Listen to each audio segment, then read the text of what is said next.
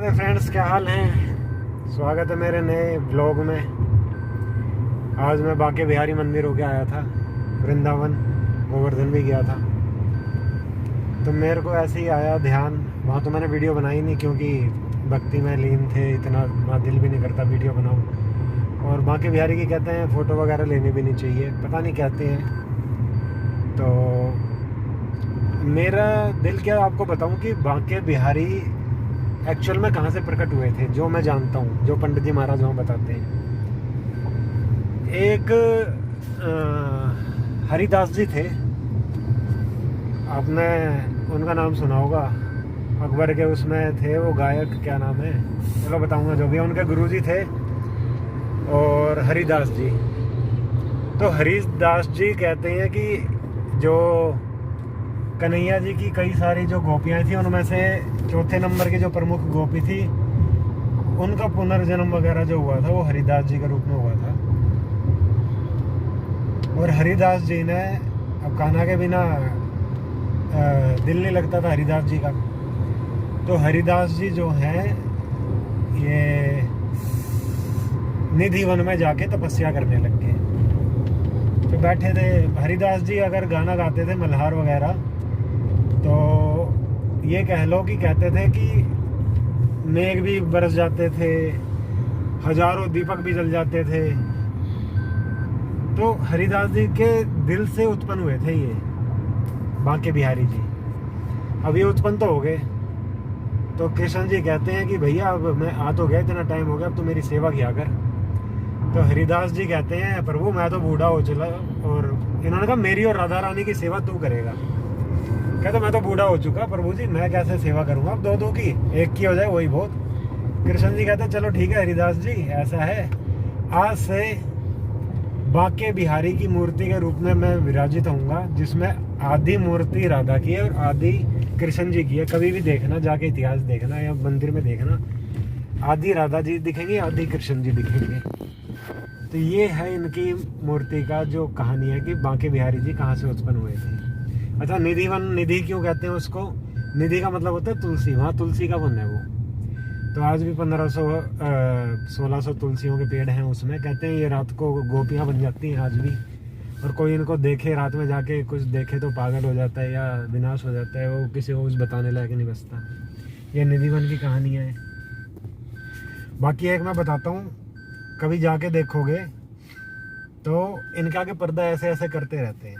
वो यूँ करते हैं कि एक भक्त थे इनके, वो बैठे हुए थे, कह रहे चलो मेरे साथ, चलो मेरे साथ। इतने आंखों से आंखें मिल गई, ये 2 मिनट में पसीज जाते हैं। ये उठ के उसके साथ ही चल दिए। फिर पुजारियों ने, फिर महाराज जी क्या कर रहे क्या कर रहे ऐसे बताते हैं, वापस लाए जैसे तैसे हाथ जोड़ के।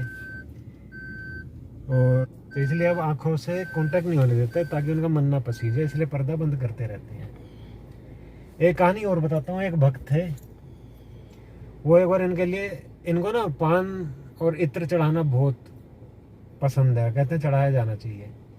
तो एक भक्त थे, वो आए, उन्होंने 2 पान चढ़ाए और अड़ गए, ठाकुर जी आज तो पान आप खिलाओगे जब ही जाऊंगा, नहीं तो मैं नहीं जाऊंगा। अब सुबह आए, पान दे दिया, बैठे रहे, तो ठाकुर जी माने नहीं। तो उसके बाद, खोल दो भैया 1 मिनट। तो उसके बाद क्या हुआ, शाम का टाइम हो गया, मंदिर बंद होने का टाइम हो गया, पंडित जी आ गए, भैया चलो, अरे ठाकुर जी पान खिलाएंगे जब ही जाऊंगा। पंडित जी ने द्वार बंद कर दिए, चलो भैया अब जाओ, भेज दिया। बंदा चला गया निराश होके। आप मानेंगे नहीं, कुछ टाइम बाद वो बंदा अपने किसी गाँव या जहाँ भी वो रहता था, वहाँ के किसी महोत्सव में गया, मंदिर में गया। पंडित जी लड्डू को बांटते हुए आ रहे थे, उसके हाथ में 2 पान रख दिए, क्योंकि इसने कही थी वहाँ पे आधा पान आप खाओ, आधा मुझे खिलाओ। तो जरिया बनाते हैं। और वहाँ पुजारी भी हैरान, ये मैंने दिए लड्डू, ये पान कहाँ से बन गए? तो देखो कहाँ के पान कहाँ से आए। तो उसके हाथ में पान आए थे। तो ठाकुर जी से कहते हैं कुछ भी मांगो, दिल से जाके मांगो, तुरंत होता है। तो ये कहानियाँ सच्ची हैं, कुछ मेरे भी अपने पर्सनल एक्सपीरियंसेस है, मैं बताना नहीं चाहूँगा, इंस्टेंट हुआ था मेरे साथ। तो कभी बड़बोलेपन में मत जाओ, कुछ मत जाओ, इंस्टेंट रिजल्ट मिलता है। और एक कहानी में, यार उनका नाम याद नहीं आ रहा, अकबर के दरबार में बहुत बड़े सिंगर थे, हाँ तानसेन। अकबर ने कहा भैया ऐसा है, तेरे गुरु से मिलना चाहूँगा। तो उन्होंने कहा मेरे गुरुजी कहीं नहीं जाते, वृंदावन ब्रिज वगैरह छोड़ के आपको ही जाना पड़ेगा, वो किसी के लिए नहीं जाते। तो अकबर कहता चल चलते हैं, तो इतना महान सिंगर है, तेरे गुरुजी से तो मिल के आऊँगा। तो अकबर जब वहाँ गया, इनसे मिला, तो अकबर इनके लिए इत्र लाया था गुरुजी के लिए कि आप इतने महान हैं, इतना महान सिंगर मेरे यहाँ पे आपका है चेला, आपको मैं इत्र देता हूँ, क्यों? तो वो इत्र हरिदास जी ने कहा भैया मैं तो बूढ़ा हो चला और मेरे को इत्र की क्या ज़रूरत, ये इत्र मैं अपने ठाकुर जी को अर्पित करता हूँ। तो उन्होंने इत्र उनके चरणों में रख दिया था। तब से ये कहा जाता है इनको इत्र चढ़ाया जाए, पान चढ़ाया जाए, या जो भी चीज़ें, ये खुश बहुत होती हैं, ये इत्र की है। और इनको बांका क्यों कहते हैं, कभी देखना इनका मुंह हल्का सा बांका है, तय बांका कहते हैं इन्हें। वैसे तो असली में 3 तरह से बांके हैं ये। कभी देखना बांसुरी बजाते हुए, कभी देखना ये हमेशा तिरछे खड़े होते हैं एक टांग पे, एक तो टांग तिरछी, एक कमर तिरछी, फिर मुंह तिरछा, तय बांका कहते हैं इनको, इसलिए कहते हैं बांके बिहारी। तो कहानियाँ तो बहुत हैं, अब यहाँ जाओ निधिवन में जाओ देखो। अब लोग कहते हैं यार ठाकुर जी खुद यहाँ रहे, मथुरा में पैदा हुए, गोकुल में चले गए, वहाँ भी ना रुके, फिर वृंदावन चले गए, वहाँ भी ना रुके, फिर उसके बाद द्वारका चले गए गुजरात में, वो भी डुबा दी। तो भैया हर चीज़ के पीछे एक कहानी है। कृष्ण महाराज जब ये उसमें थे विष्णु अवतार में, विष्णु थे अवतार के, विष्णु तो भगवान ही थे, इन्होंने एक तो अपनी पत्नी को, इनको पता नहीं श्राप मिला था, कहाँ से मिला था, और उन्होंने कहा था तू जा नीचे वृंदावन से जाके भैयो। कालिंदी इनकी एक बीबी थी, चौथी कालिंदी। वो जो कालिंदी है वो यमुना है, वो यहाँ से वही थी, उनको भी श्राप मिला था, वो अपने श्राप के कारण यहाँ आई थी। एक राधा रानी लक्ष्मी का रूप है, और एक जो शादी इन्होंने वहाँ करी थी रुक्मणी,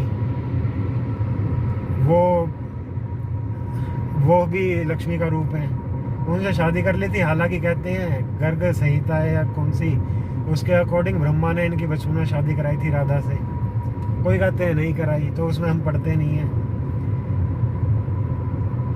अब ये यहाँ पर कहते हैं क्यों नहीं रहे, एक तो देखो हमले बहुत होने लग गए थे, इन्होंने इतने रास लीलाएं भी करी, बचपन में लीलाएं भी करी, राक्षसी मारे, दुनिया भर के दुश्मन भी हो गए, कौरव भी संहार किया, तो इनके ऊपर दुनिया भर के दुश्मन हो गए। इनकी प्रजा तो भगवान नहीं थी, तो इन्होंने अपनी प्रजा को यहाँ से निकालने के लिए कि तुम सुखी रहो, राजा का धर्म होता है प्रजा सुखी रहे, तो इन्होंने वहाँ ले जाके अपनी प्रजा बसा दी थी, यहाँ से कोसों दूर। दूसरा, राधा को श्राप मिला था कि तू अपने पति से, कृष्ण जी से, विष्णु महाराज से 100 वर्ष का वियोग सहेगी।